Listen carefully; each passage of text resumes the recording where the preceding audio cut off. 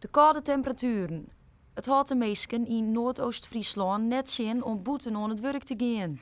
En net steende dat de temperatuur onder nul bloot, is het volgens de werkers prima te dwan. Valt best mooi. Ja, het is, we zijn het zien klaar, hè? En de wind er ook wel om.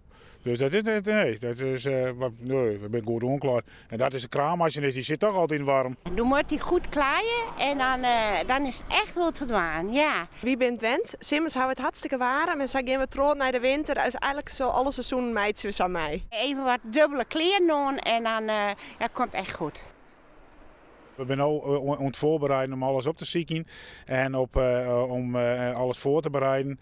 En dan, als we er zover binnen, we gaan gewoon terug. Of het moet heel erg extreem winter worden, dan zullen we misschien stoppen.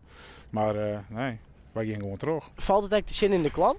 Maar de kelt, komen ze vaker of komen ze minder vaak? Nou, over het algemeen, dit is perfect waar. Het is 10 koud, maar sinds je ze bij, nou, dan had ze in een visje, hè?